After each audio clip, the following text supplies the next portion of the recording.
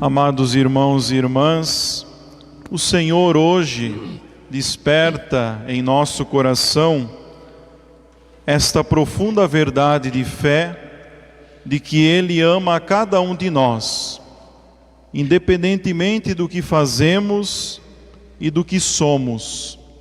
Deus nos ama, porque nós somos dele, nós pertencemos a Ele. Como diz Santo Irineu de Lyon, a glória de Deus é o homem vivo. Deus quer todos nós, homens e mulheres, vivos, com a vida em abundância. Não apenas vivos respirando, mas vivos para Ele, livres, fazendo a sua vontade, não sendo escravos de coisas e de pessoas, mas sendo totalmente livres para servirmos a Deus da melhor forma possível. A liturgia de hoje nos fala, já na primeira leitura, desse conflito que acontece entre Agar, a escrava, que tinha um filho com Abraão, Ismael, e com Sara, a esposa de Abraão, que também tinha um filho, Isaque, com Abraão. Esse conflito acontece por causa do ciúme que cerca o coração de Sara. E como é triste, meus irmãos e minhas irmãs, quando nós nos deixamos levar pelo ciúme, pelo rancor, deixamos com que o ódio vá permeando, tomando conta do nosso coração. Foi por conta deste ciúme de Sara que a escrava Agar teve que se distanciar, teve que se afastar, e até mesmo Abraão teve que meio que deixar o seu filho Ismael abandonado, sem pai, órfão de pai, por conta do ciúme. Quando o pecado vai corroendo o nosso coração, quando nós nos deixamos levar por ele, nós vamos nos distanciando das pessoas, vamos deixando com que o mal tome conta de nós e o bem vai se afastando. Vamos deixando até mesmo Deus se afastar de nós, não porque Ele quer, mas porque nós assim queremos. Mas como nós vemos também nessa leitura, Deus não deixou Agar, Deus não deixou Ismael abandonado, mas Ele ouviu o choro, Ele viu o grito da criança e também de Agar. Deus jamais abandona os seus filhos e filhas. Para Ele nós não somos mais um em meio à multidão ou neste mundo, mas nós somos únicos para Ele. E foi assim que Ele tratou a escrava, porque para Ele não era escrava, mas era filha. Foi assim que Ele tratou Ismael, que para Ele não era simplesmente o filho da escrava, mas era o seu filho. E Deus tinha grandes planos para ele. Como nós ouvimos no final desta leitura tão bela e tão profunda, Deus estava com o menino que cresceu e habitou no deserto. Deus está com todos nós. Por mais que pessoas nos abandonem, por mais que as circunstâncias nos façam nos achar solitários, abandonados, Deus está conosco, porque Ele nos chama de filhos, somos seus filhos. O salmista mesmo vai dizer: este infeliz gritou a Deus e foi ouvido. Mesmo na infelicidade da vida, do abandono, Deus ouve o nosso clamor, porque a glória dele, como diz Santo Irineu, é o homem vivo, é a sua vida. Deus nos quer para Ele. Deus quer que nós não nos esqueçamos também disso, que pertencemos a Ele e a mais ninguém. E isso nos faz perceber no Evangelho, caríssimos irmãos e irmãs. 2 homens na região dos Gadarenos, uma região pagã, região, por sinal, rejeitada totalmente pelos judeus, porque era pagã, era uma região impura. Veja ali a rejeição, o abandono, a escravidão.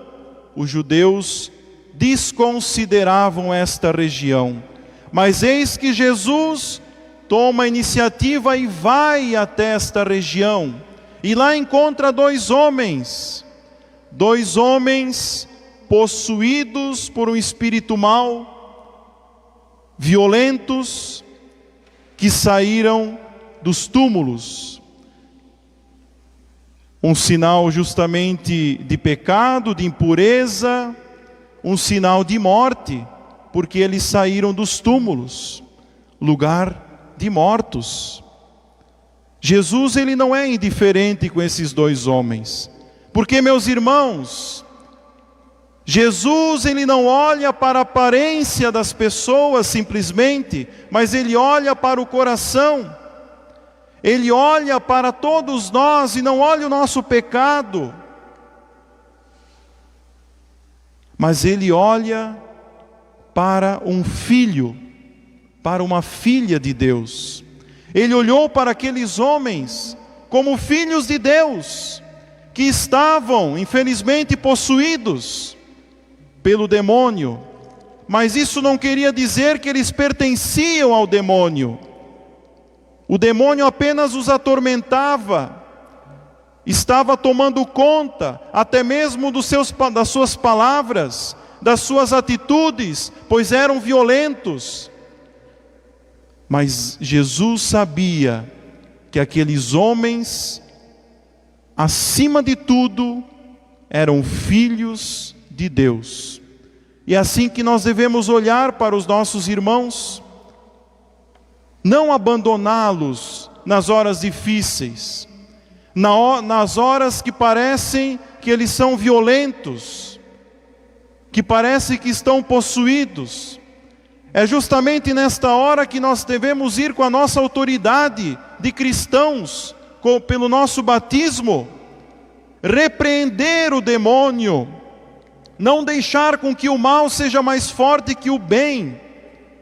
Precisamos ajudar os nossos irmãos, não criarmos distâncias, não criarmos barreiras, muros, mas criarmos pontes, criarmos portas abertas para o encontro, para a cura desses nossos irmãos. E Jesus assim faz. Mas o mais interessante é que nesse exorcismo de Jesus, ele não conversa com o demônio. Ele vai deixando o demônio falar por aqueles homens lá, pelas palavras daqueles homens.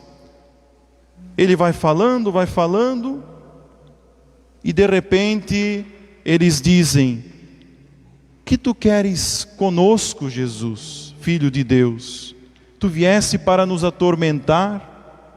E aqui está, meus irmãos, esta brecha que nós damos para o demônio. Quando nós somos indiferentes com as coisas de Deus, muitas vezes nós dizemos: o que nós queremos com oração? Para que rezar? Para que isso? Para que aquilo? Para que vir à missa? Nós tomamos a atitude daqueles homens possuídos. Eles perguntavam: o que tens a ver conosco, Filho de Deus? Tu vieste aqui para nos atormentar? Quantas vezes nós abrimos essas brechas para deixar o demônio tomar conta de nós, para deixarmos o mal agir em nós? O que tu tens a ver comigo, Jesus? Deixa eu seguir a minha vida.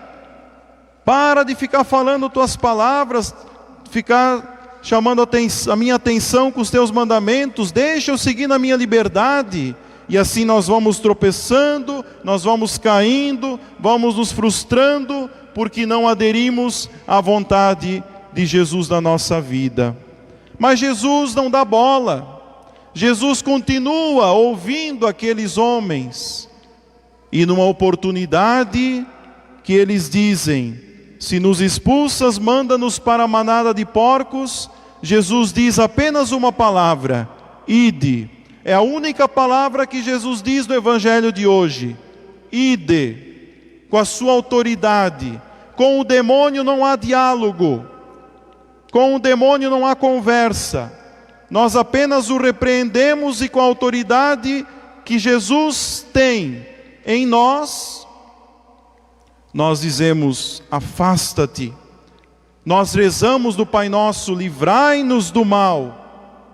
Não nos deixeis cair em tentação. E assim Ele não tem força contra nós. Ele não tem poder. Precisamos mandar, meus irmãos e minhas irmãs, esses males, esse demônio que quer nos destruir, para longe de nós, porque, como disse, nós não pertencemos a Ele, nós pertencemos a Deus. Os porcos no Evangelho quer dizer a impureza, o lugar do demônio.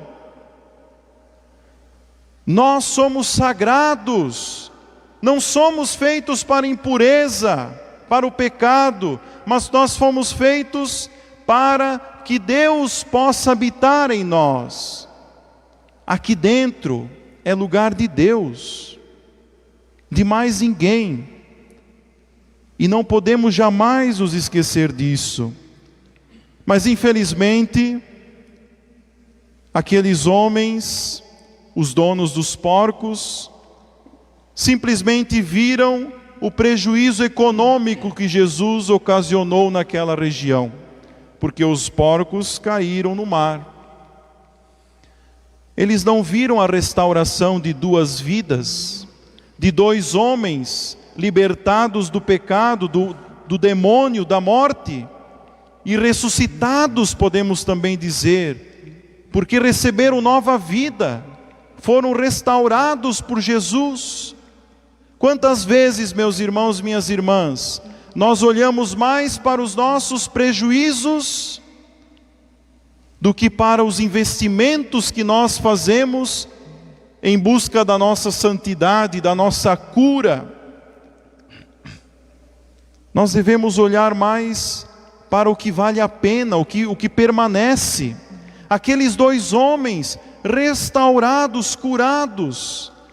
Aqueles porcos poderiam morrer, poderiam cair ribanceira abaixo, porque duas vidas estavam sendo restauradas, libertadas do poder do mal.